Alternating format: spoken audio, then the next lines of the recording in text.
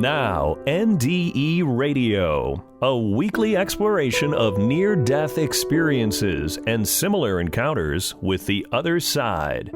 Now, here's your host, Lee Witting. Welcome to NDE Radio with Lee Witting. Whether you're listening on TalkZone, by podcast, through the archives of our ad-free shows on our YouTube channel, or connected through the incredible content of our Facebook page. The other day, a listener reminded me of the powerful account Lillie Leonardi told of the legions of angels she witnessed in 2001 when she went to help at the 9/11 crash site of Flight 93 in Shanksville, PA.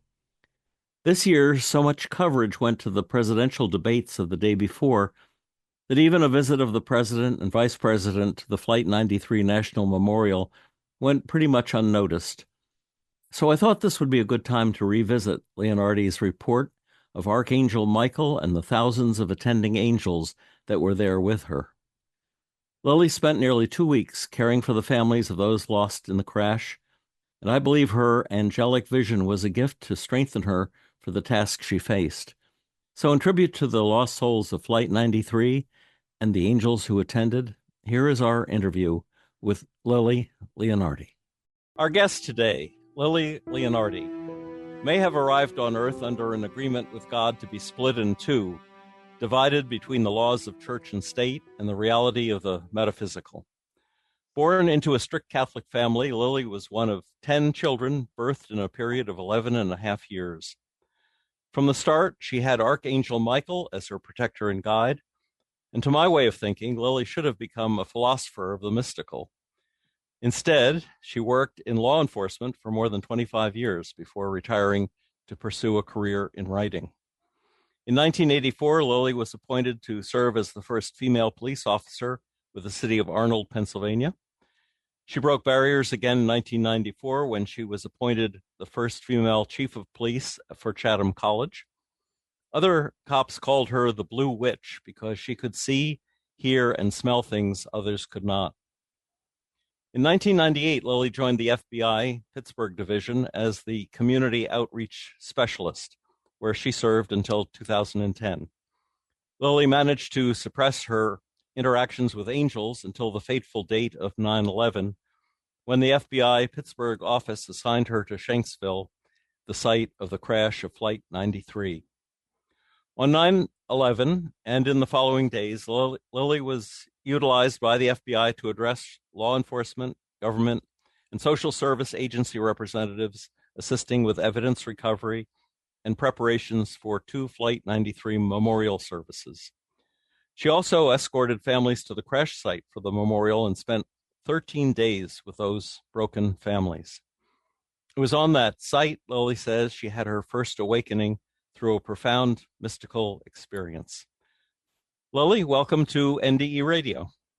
Thanks, Lee. It's a pleasure to be here.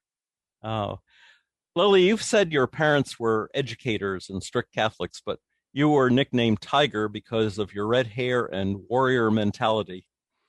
But there was a mystical aspect to your life as well. So before we get to 9/11, I want to ask you about the blue man with wings you saw in your room from the ages of 3 to 7. What did he look like? And did he tell you things? Well, it kind of happened in a weird way. My mom reminded me. It had to do with, and I don't want to jump ahead, but when I wrote the books, she had come down to have lunch with me, like right after Christmas, before the books were published. And she asked me what the book was about, and I said it was. She asked if it was about the angels at the crash site. I said yes. And then she asked me, did I put anything negative in it about her since we hadn't gotten along most of our lives? And I told her that at this point in my life, I realized that 50% of the blame was on my shoulders. So saying poor me and bad mommy wasn't, what the book was about. Mm-hmm. And then she said something very curious. She said, what about the blue man with wings? And I got very upset with her, and I asked her, how did she know about the blue man with wings? And she proceeded to tell me that when I was very young, she estimated maybe between like 3 and 7 years old, I used to come down in the middle of the night, late night for kids that age, and she and Daddy would be watching Johnny Carson or one of the, the late night shows, and Benny Hill probably. And I would tell them that the Blue Man with Wings was upstairs. And Daddy would obligingly, take me back up, pat you on the head, put you back in bed, look under the bed, and open up. We had like this closet that you could walk into. And he said that nobody was there. And I used to say to him that he was standing in the corner smiling at me, and he glowed blue. So Mom said I dubbed him the Blue Man with Wings, and they just assumed he was my imaginary friend. But, after she said that, and I got angry with her for having not confirmed that for me years before, and she told me that in that age, people would have thought I had lost my mind or was weird, or the devil was haunting, or, something that related to that strict, Catholicism in that time period. And so I told her that it had harmed me. I'd been walking around all these years thinking just that I had lost my mind. And it made it even harder with what we're going to talk about, in a little bit about the Flight 93 encounter. I told her, had I been raised to think it was okay by her, it would have been a lot easier in my lifetime. Sure. So he was as tall as the ceiling from what I can remember, because I was very young. Beautiful hair that draped down, and the wings were, touched the ceiling up, but draped down. And he always looked like he was wearing something like an ancient robe that was tied at his waist with rope. And then he just glowed in this brilliant, which would nowadays would be called like a cobalt blue. And that's why I called him the Blue Man with Wings. Yes. Did he talk to you at all? Not like you and I are talking, or like, it was like I learned later on, it's kind of like the way the angels, like the whispers in the ear, like my right ear is where I've always heard them. So he talked to me like that. I guess they call it when it's channeling, like telepathic. But I could hear him clearly in my ear, no different than the way, but I don't recall watching his lips move from what I can remember. What did he tell you? Well, the only conversation I really remember distinctly was I asked him one time what his name was, who he was, and he said he was Michael, and he was my guardian. Oh. Now, he helped you through your first Holy Communion too, didn't he? Yes. Well, again, and I don't want to make it sound like I'm being terrible about the Catholic Church, because that's not my intent. But it was, I was 7 years old. I was terrified of the nuns, as most kids were back in my age group. Tell me about it. Well, see, I don't have to tell you anything. And all I remember is, like, for the days of practicing, the ruler smacking the hands, telling me not to, everybody, all the young people, the young children, not to embarrass them in front of the bishop. So I walked in, and I walked in, and, everybody was in the church. I don't remember how many kids were in the class, but we were all walking down on both sides. I turned and saw my parents and my siblings. And I'm sure, just like you, everybody had their pew, even though their name wasn't on it, back then. Yes. Where you sat. And then I remember getting very nervous about the marching. So we went through all the original and then went in up to receive communion. And when I got up there, and right after the bishop had given me, the host, I kind of froze, thinking, oh my God, which way do I turn now? And I was panicking. And I heard his voice, tell me that, it would be all right. And it was the first time I felt his touch. He moved me in a direction that allowed for me to march the right way. Like I felt him, and my entire body felt warm, like a big blanket had just been placed over my shoulders. So when we got home that day, we were also celebrating my 7th birthday. So it was birthday and communion party. Mm. And my dad, who had been an Army Ranger in World War II, he served over in the South Pacific. He told me that my march resembled that of like military, the military training he'd gone through. And I told him that the blue man had my guardian angel, and he just patted me on the head and said, okay, yeah, that was what happened. That's nice, placated me a little bit. Yes. So I remember that very distinctly. And when Mom and I had that conversation, all of it started to come back, like it was like Pandora's box opened, and so many memories of moments and times of when I could feel him or hear him when I was deathly afraid, of things that were transpiring. Now, you had a near-death experience as the result of an operation that Archangel Michael had warned you not to have, something about a needle in your neck. And tell us about that. Tell us what happened. What actually happened is I had a illness that required a hysterectomy, and I was laying on the the operating table, and the anesthesiologist had just administered some kind of a medication. And I heard in my ear to get off the table, the operation is not going to go well.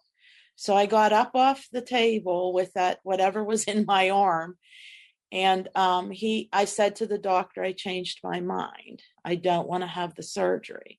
And the anesthesiologist said to me, it's just a chemical reaction to the medication. Lay back down. And I said, no, I don't want to have it. I want to leave. They laid me back down. They put the mask over my face, and I went under. The next thing I remember is waking up, and during the course of the operation, the doctor punctured my bladder twice. So the urine had gone throughout my body, and Yikes. I was in extreme pain. It was a terrible situation for me. Medically, I was very sick. And so a few days later, I don't remember, I don't do time, 2 days, whatever. I got, I think it was like sepsis, if I'm not mistaken. And they gave me a medication. I don't remember what it was. I think it was called Caflex.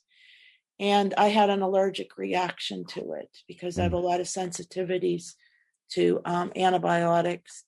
And so everything started to go haywire with my vascular system collapsed, and it wouldn't hold the antihistamines or whatever, or the IV drip.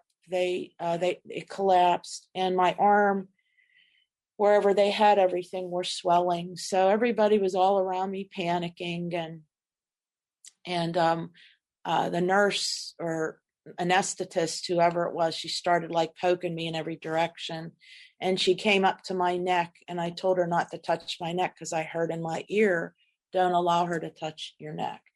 So I told her, don't touch my neck. And she started saying, I don't remember the conversations.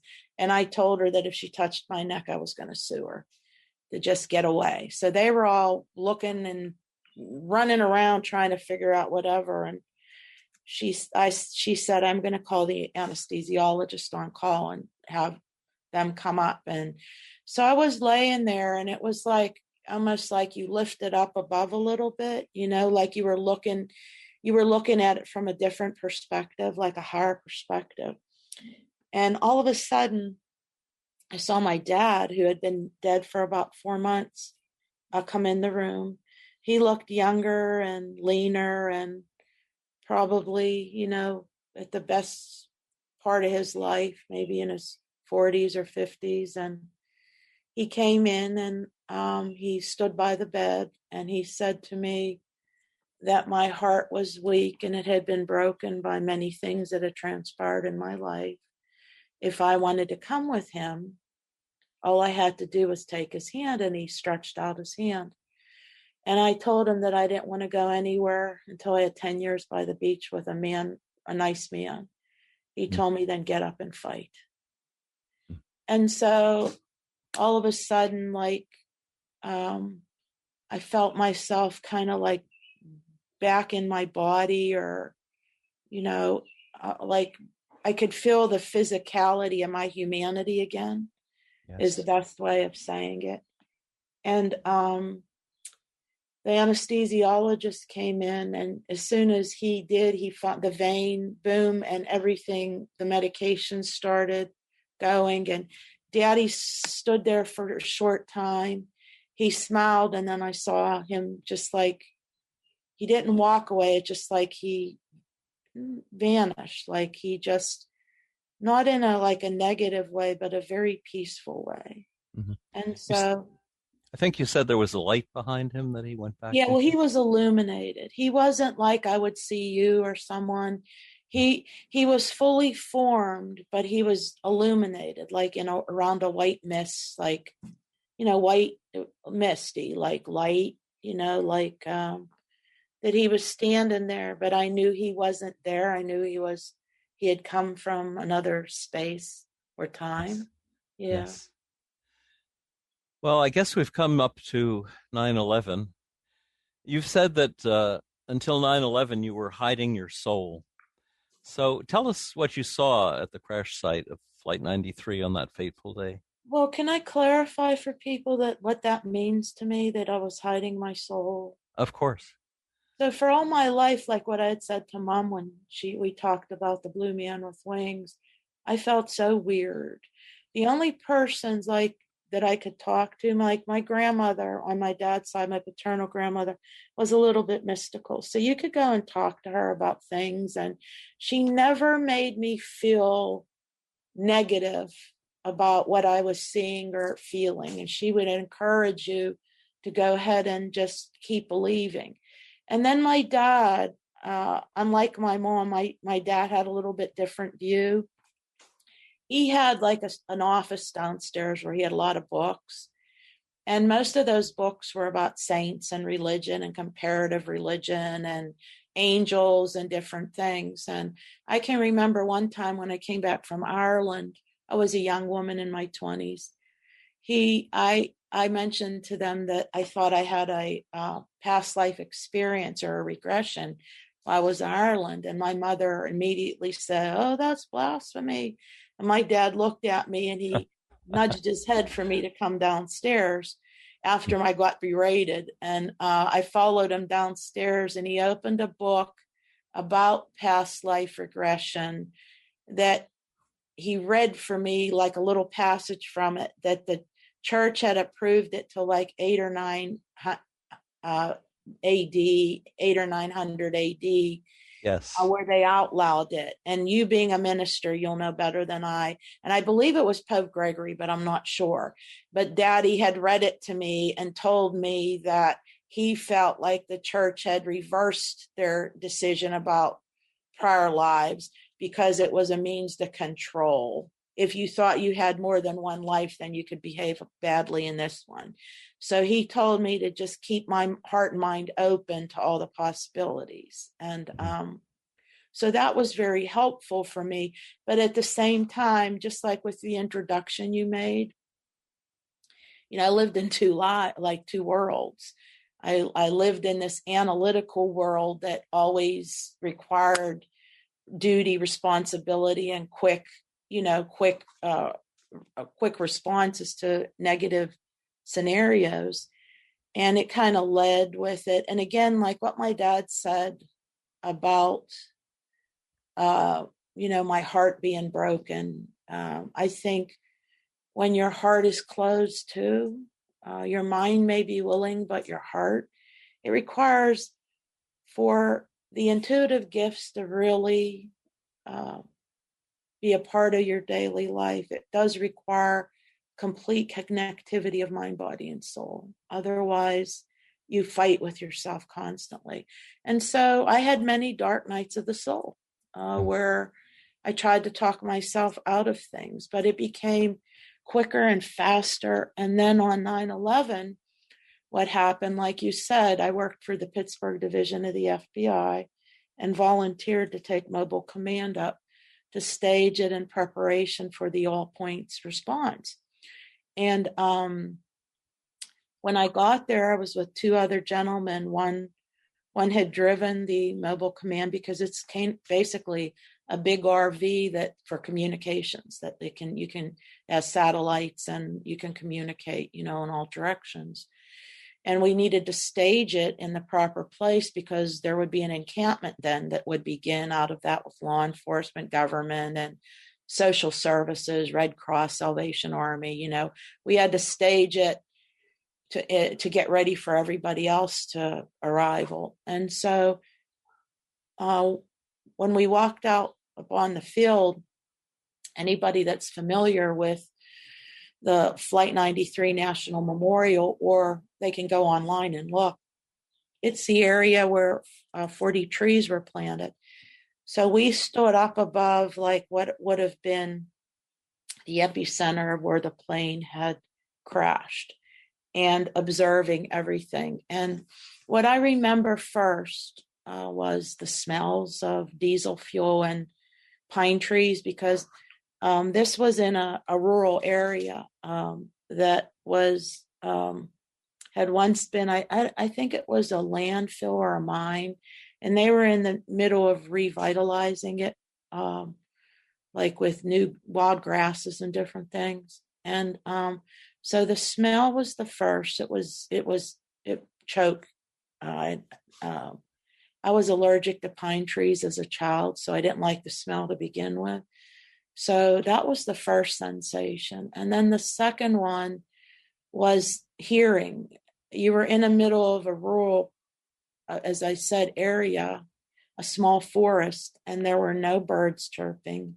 You didn't even see a squirrel running in any direction. So it was eerily, it was very quiet, like almost like a spooky movie or whatever, Yes. And before the monster comes, like jumps out on you.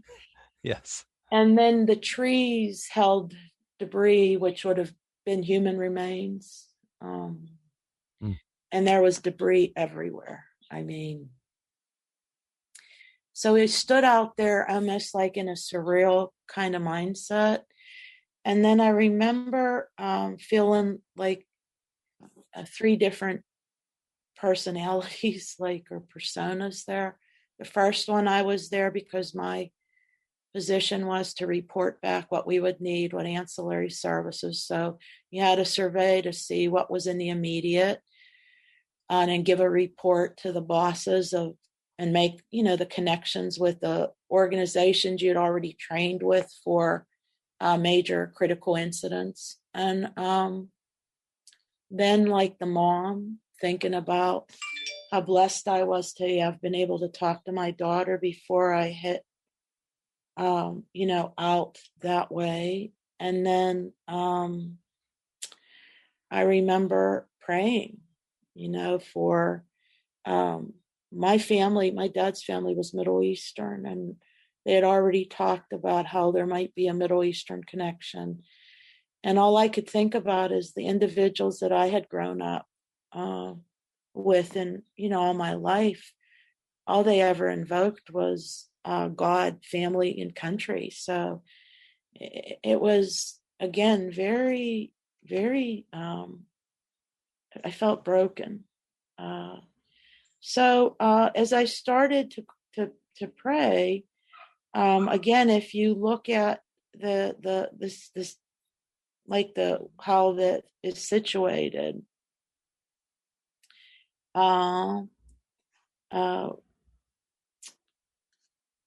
it allowed for you to see everything, and off to almost direct across a little to the left, there were ponds of water.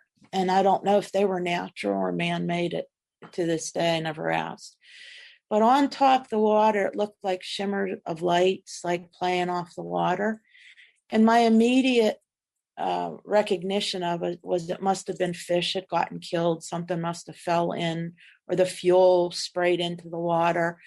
and the fish were now dead, and their scales were like, the sun was shining down, so it was like the sparkles coming, the light, the way that reflected. And but pretty soon the light got really intense, so that it drew my attention like continuously. And I stared at it, and I just started praying not to lose my mind. I was there. I wanted to work. I wanted to serve. I wanted to be of service to whatever that meant, in what capacity. And then all of a sudden the light like turned into this really pristine looking, like misty cloud, like so white. I can't explain it. I've never seen anything since, like the pureness of that white color. And almost like when a big lightning bolt, the color of that, like that white. And so all of a sudden it opened up, and what I saw around was, I called a legion of angels. There were so many of them. Originally, before I did like therapies and did some forms of hypnosis and EMDR, I thought there were hundreds, but in the breakdown of the, through the hypnosis and that, I learned that there were probably thousands of them, and they were tall, almost the height of where we were standing, like equivalent to it, which would have probably been a good maybe 9-10 feet, maybe 12 feet above the crash site. And they appeared to be in female, male facial features. Again, they were garbed differently than what I'd always seen the blue man with wings. They had Roman centurion like armor on. Yes. And then brown and blonde hair of every variation. And then their skin color was varied too. And the way I like to relate it to others is that they estimate that 60 to 70 cultures were affected that day, like between the three sites, the Twin Towers, the Pentagon. And so I like to believe that the tone of the skin was reflective of all that were lost that day, of every one of the cultures. And so they were in military rows, as if they were ready for battle or prepping for battle or about to march. And then out in front was one archangel, and I recognized him as Michael. But he appeared to be the only one with a saber, and it was angled down toward the ground. And what I came to learn later on, when I did a presentation at a church, there was a former commander or lieutenant colonel, I don't remember what his rank was. But when I shared about the angelic encounter, he came up after and asked me, had anybody ever explained the saber and the angling of it toward the ground? And I said no. And what he shared was with, like, if you look at a cadet that just graduates from the military academy, the saber is angled up in the air. That reflects that they've never been tried in battle.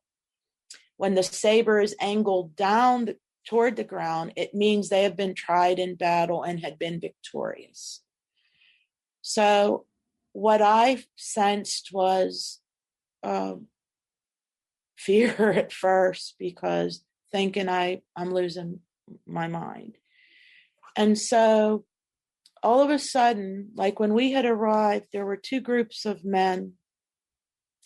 One to the left, which were FBI agents that were part of the, I think, a counterterrorism group, or from one of the resident agencies that were in proximity, because where the crash flight, the flight crashed is about 70 miles from Pittsburgh, 90 miles. It takes about an hour and a half to drive from Pittsburgh to the crash site. Several other and then it was all the state troopers that had set up staged to keep the area secure, because people and news reporters were already trying to walk on the crimes, the scene and stuff. And then to the right of where we stood were a couple gentlemen that were either from the FAA or in TSB. I don't remember at this point. And so the right of us were in semi-protective gear.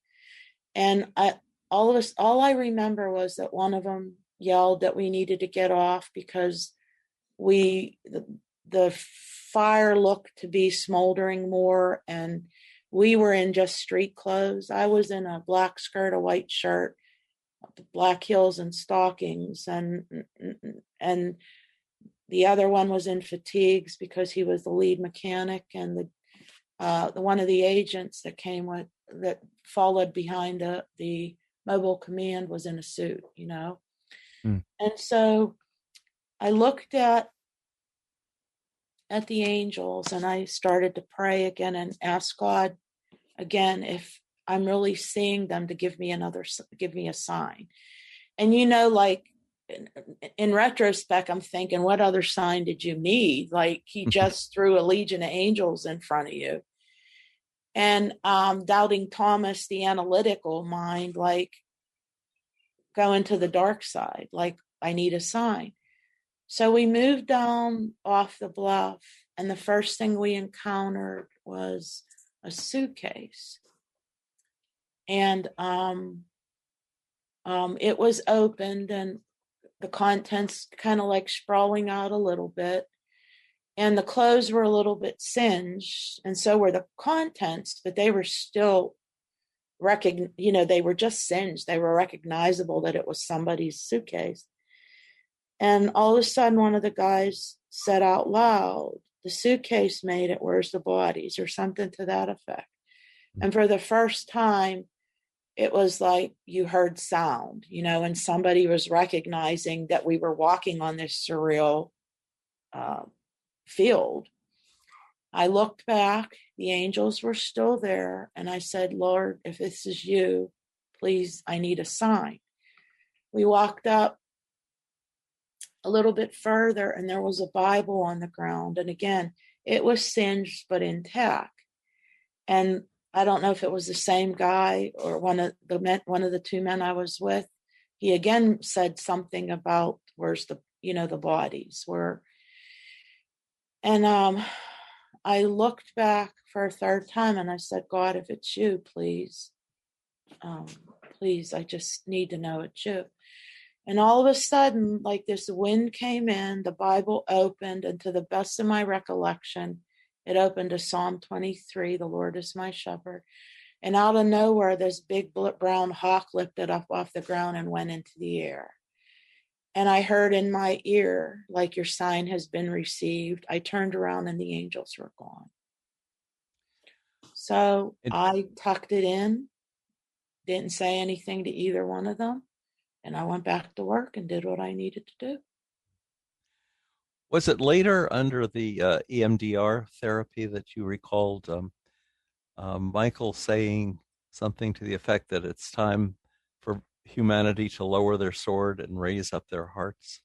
Yeah, what happened is, like, a year later for the anniversary, I went up. I had to argue to go up, but I wanted to go up. I told them I'd spent I got assigned to the United Airlines humanitarian response team and the families. So I got housed with the families, and you were on call 24/7. So anything that was needed for the families in the early morning briefings with the airlines, that was my responsibility. And so I told my bosses the year later I wanted to go see the families and the United Airlines crew, because I'd spent 10 days in close contact with them day and night. And I don't want to make it sound like it was just glorious me. There were 1,200 individuals that worked from the varying organizations. And I never in my entire life to this day saw a more compassionate response. Everybody there did everything they could to make it easier on the families and the colleagues, and also to be kind and caring to each other, because it was a brutal time in the history of our nation. And so I don't want it to be like, oh, I was the only, everybody there, no matter what their job was, they didn't care. They did everything they could, even if it was, whether it was an investigation part or taking out the garbage, everybody worked in tandem. But that first anniversary, I actually wanted to go up to see if I could see the angels again. And so, of course, I didn't, but I could feel energetically that there was something greater there going on. And so in the middle of the beginnings of the ceremony, the recognition ceremony, I questioned again, was it true? Is it part of my mind? Is it? And they were in the middle of like an aria. I don't remember if it was Ave Maria or what it was. All of a sudden, this big wind came in and reverberated off of the makeshift metal structure.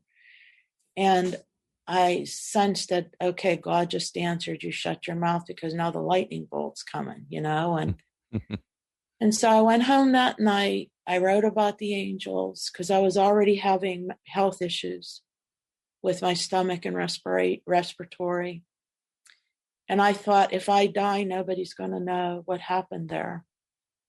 And so I wrote whatever it was. It ended up coming to be one of the chapters in the book. I tucked it in the book my dad gave me, Jesus, the Son of Man. He loved Khalil Gibran because that was part of his Maronite faith. Khalil Gibran was considered one of their prophets.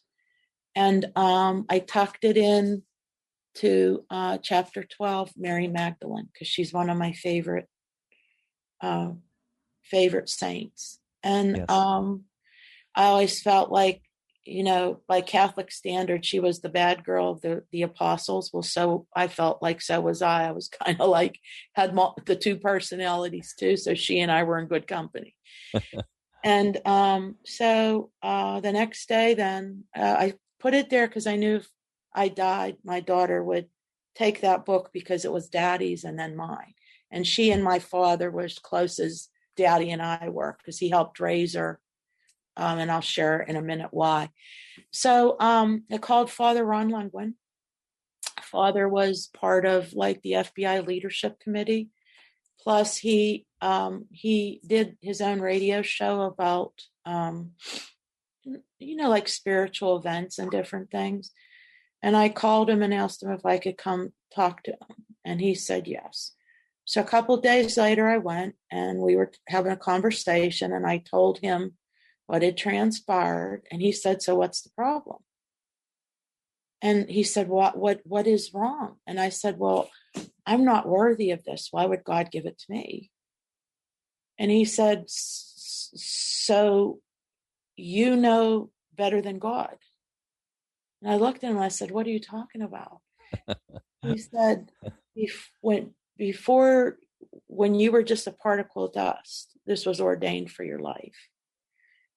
God knew that no matter what transpired, you would give testimony. And I said, oh, I know, give it to the big mouth, right? He said, basically. And he said to me, why are you not worthy? And I said, well, Father, I've never shared with you that I got pregnant and married at 16 years old. My daughter was born in 1972, and I was required to go through all this church interviews, the nuns first, and the Monsignor, and then the bishop, who all told me what a terrible human being I was for first getting pregnant, and second, wanting to keep my child. And only through the grace of God, the fact that my child's father, who wanted to marry me, was older, he was 19 or 20, and they couldn't tell him what to do, but they told me that I should have been given the child to a good family through Catholic Charities. And basically I was going to burn in eternal hell because I had done this. Yikes. So I said to him, so they put into my head what a terrible human being I was. Sorry. And that's why I always felt like Mary Magdalene was not what she had been, but the doctrine of the church had made her that way, Yes. And so I told him, and he started laughing at me. And I said, this isn't funny to me, and he said, I'm just laughing. He said, do you remember who Jesus Christ was? I said, Father, I don't need a damn religious lesson right now in the middle of all this. And he just said, do you remember who he was? I said, yes, I pray to him all the time. He said, do you remember who he chose for his disciples?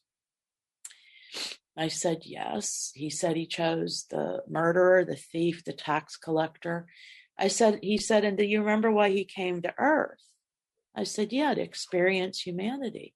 He said, yes, and his disciples were chosen because they would be more relatable to humanity than when they found him, when they came to know him. And all of a sudden it dawned on me what he was trying to tell me. And then, so I left, and it took me a couple more years before I told anybody. I shared it with my boss first because I really grew to admire him and respect him and love him in fellowship, like spiritual fellowship. And he had been a responder. He was in charge of Quantico Labs when 9/11 happened. So he was responsible to collect all the evidence from all three sites. And he and I we'd had a lot of conversation.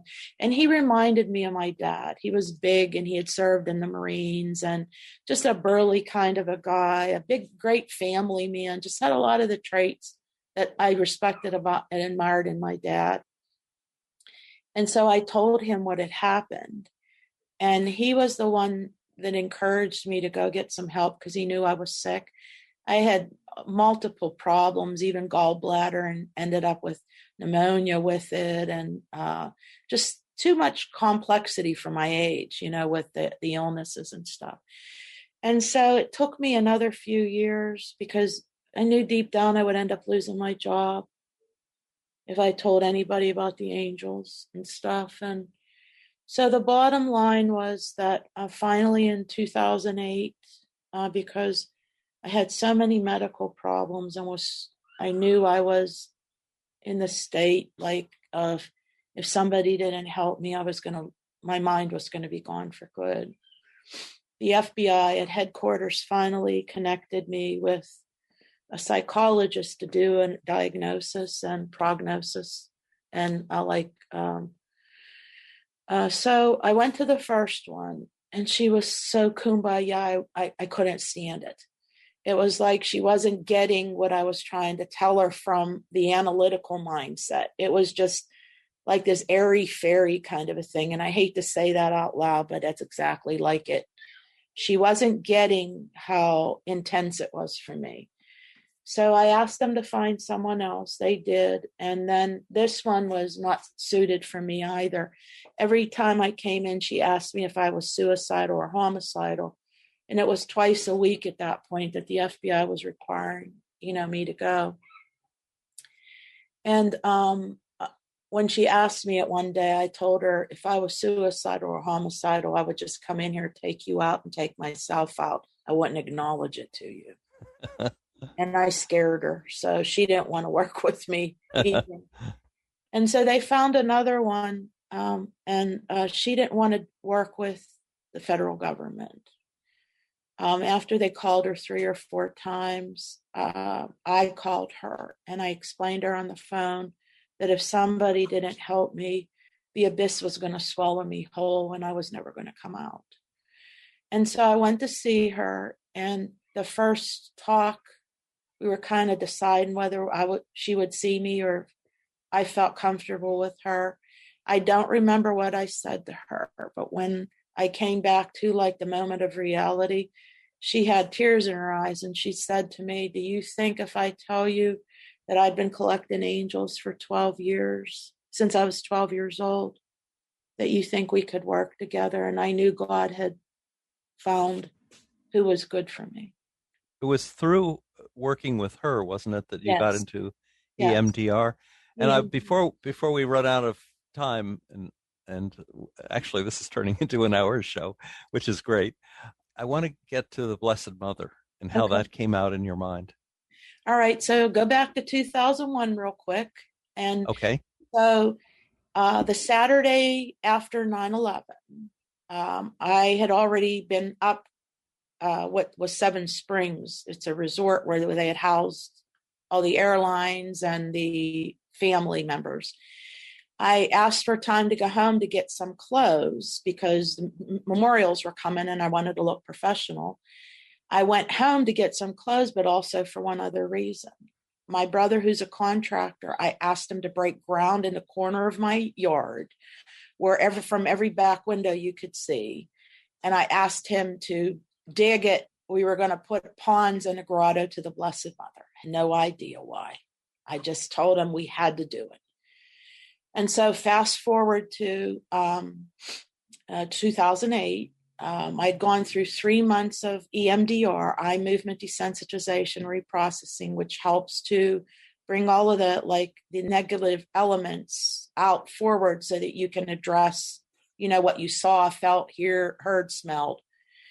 And so I came out of the EMDR, and although it's not hypnotic in nature, it was for me. It would take me somewhere else. And the psychologist was crying, and I asked her what happened. And she said that there were 3 voices that came out that shared more information about what transpired. It was no longer the gore and what I had witnessed. It was more the spiritual event of the angelic encounter. And I said, what do you mean 3 voices? Because she audio taped everything for me.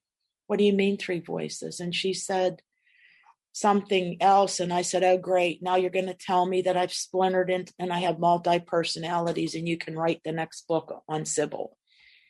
And she said, that's not what I think happened. And I said, well, what do you think happened? And she said the word channeling. And I said to her, what the hell does that mean? And she said, I think you're channeling angels. And that was like a new concept for me. And I asked her if I could hear it. So there were multiple voices. I think it was 2 men and 1 female. And what they shared was prophetic, more language, old language, not like my Pittsburghese, that forgets the vowels or the endings, the G.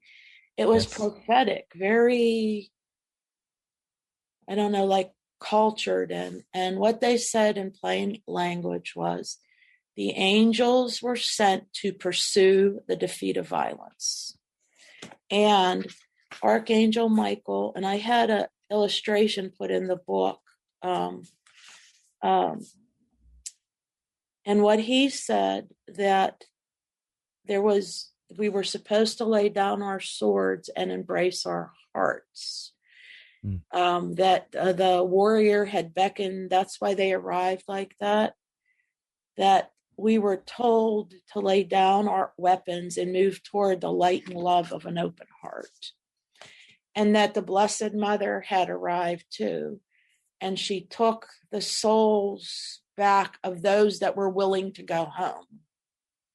And then I remembered seeing her, and I remembered all the angels around her, almost like a half moon perimeter, that they were around the entire site in this half moon shaped legion. And so it all came forward as to why, in the middle of all this chaos, I wanted to make that grotto. It was to honor her, but I didn't remember it for 7 years until the EMDR sessions. Amazing. Well, let's take some time now, if that's all right with you, to discuss the 4 books you've written and what each book represents in your life. Oh, that's great. So the first one is In the Shadow of a Badge, and it's the memoir about what transpired at Flight 93, the angels, and what I called my spiritual homecoming. I moved from the dark nights of the soul to the opening of my spiritual awakening. And they all came from the journals I kept that the doctor suggested. That the first book was all from the journals I kept. Then the second book is called The White Light of Grace, and it's like the reflections of how I began to understand more and more what it meant to be an intuitive, and that the gift is there for all of us to embrace. And I just trusted that it came from God, and I'm very comfortable with it. And then the third book is entitled The Blue Witch Within. And it's my first fiction, but it's written based off a lot of the folklore. My grandmother, the Arabic folklore that she shared sometimes when she would tell us that we were from the Canaanites, and then early Christians that went up into the hills above Beirut to spread the word of Jesus, and did it in they didn't become the Roman Catholic Church. They became more like the original Gnostic Christians, where they believed that the female was as important as the male part of whatever transpired. They believed Mary Magdalene was the apostle of apostles, and in some ways may have even been his wife, and different things.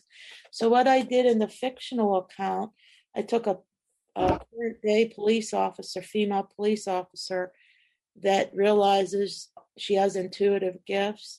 And when she seeks counsel from her grandmother tells her that she's a descendant. Her ancestors are all female healers and go back to the 1st century on the night that Jesus was born, and a prophetess in their family named Anna accepted that it was the Christ child, and they gave her the gift of healing hands.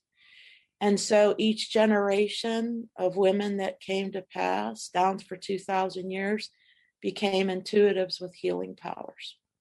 Your grandmother told you you had healing hands. My grandmother was very mystical, and she believed that we had the ability. She was also very Catholic too. So she kind of teetered between, but she was open to have discussions. She was very Catholic in her processes with church and communion and rosary twice a day and holy days of obligation and no meat on Wednesdays and Fridays. But she also had a side to her that was very open. And how I know she didn't only extend it to me, after I wrote my first book, there was some problems with siblings about some of the information I put in there. And I have 2 first cousins. Their mother and my father were brother and sister. They reached out to me to tell me that our situ, which means grandmother in Arabic, had shared stories with them about how mystical our family, that there was mysticism in the family, and that intuitive gifts, everybody had the ability to tap in and connect in that way with God. But people were afraid of it. For me, my dad used to tell me I was too stupid to be afraid, and he didn't mean it in a bad way. He meant that I went forward. I allowed myself to open my mind to think, differently or whatever. Obviously, when you get pregnant at 16 in 1972, in a time when if you would have murdered somebody, it would have been more acceptable for a young woman. I probably marched to my own drum, and it wasn't my drum, but it was what I was hearing. I just wasn't knowledgeable enough to know that that was the guidance from above. Did your grandmother give you any advice concerning angels? She talked a lot about trusting your intuition and what you saw. What she would see was she would dream about somebody and then see roses and smell roses. And then within the next days, that person would die. So she had premonitions about more like death, So we would talk a lot about that, because I would tell her I could see and hear and smell things that I didn't know where they came from. She's the one that helped me become comfortable that they were gifts from God. Daddy helped expand my mind to believe that anything was capable. He used to tell his children, but when I would doubt something, he had two sayings that you limit yourself in your own mind, and the best way to get even is to be a success. He reiterated that time and time again. So he expanded my grandmother opened my mind to believe, and Daddy expanded it so I could trust that it was from God. They were devout Catholics, and yet your Catholic Church gave you such a hard time when you were pregnant. Yep. How did your family reconcile the hard time that you were given? That was one of the things when we talked earlier. My mother was very cruel about the pregnancy. My father, on the other hand, told me that he didn't approve of my behavior, that it went against everything that he believed in, but that a child was a gift from God, no matter how it came, and we would act accordingly. And my father never said a cruel word to me that wasn't cruel, and never said anything after that. They helped. My marriage was very troubled. My ex-husband became a highly functional alcoholic, caused a lot of problems within my parents. When I told them I was coming home and getting a divorce, my father said nothing. My mother was upset again and basically told me that I got pregnant and I'm going to embarrass them with a divorce. And but even though she was always upset with me about what she continued to think was my behavior pattern, they helped raise my daughter when I moved back home and went into law enforcement because I had shift work. But my father and my daughter were inseparable. She connected to him like I did from the moment she was born. They had this bond that was just special. But in all fairness to my siblings and my nieces and nephews, my father believed that children were the gold and silver of the world and that we should treat them accordingly. So sounds like a very sweet man. He was big as a door, and if he smacked you, you felt it for days. But his heart was 10 times the size of his body. Yeah, he was the kind of person anybody would be privileged to have as a father. What does your daughter think of the vision you had at 9/11? She's kind of like my mom in some ways. Now, my grandchildren are very different. My daughter doesn't say anything negative, but it scares her. So we don't talk a lot about it. I share more with my older grandchildren, my oldest granddaughter especially. She has her first son. He's just turned a year old last week. And she's always been more, and then the young one that's 13, she's pretty cool about it, except sometimes the teenage stuff gets in the way. But I've acquired two mentors in the last 25 years that helped me. Both of them are in their 80s. And when something happens that I haven't experienced before, I call primarily the one that lives here in Pittsburgh. I'm not allowed to give her name. But she and Father Ron were very close, and that's how I met her. And she's helped me immensely.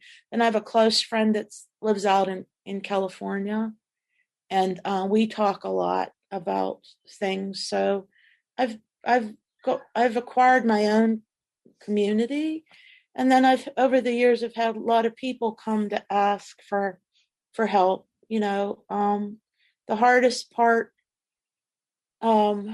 is what I hear for other people is sometimes listening to it for myself. I struggle. My human still struggles for myself, but not for other people sometimes. Of course. Well, Lillie, I'm sorry to say we're run out of time for today. Okay. Mm-hmm. But so many thanks to you for sharing your incredible experiences with angels and with Mary, the Blessed Mother, and your near-death experience. If listeners would like to hear the show again or any of our more than 400 archived NDE interviews, please go to TalkZone's NDE Radio site and hit the Past Shows button. And subscribe to our YouTube channel, NDE Radio with Lee Witting. and listen for free to the complete NDE Radio library. And listen again next Monday, 11 a.m. Eastern at Talk Zone for more NDE Radio. I'm your host, Lee Witting, saying thanks for listening.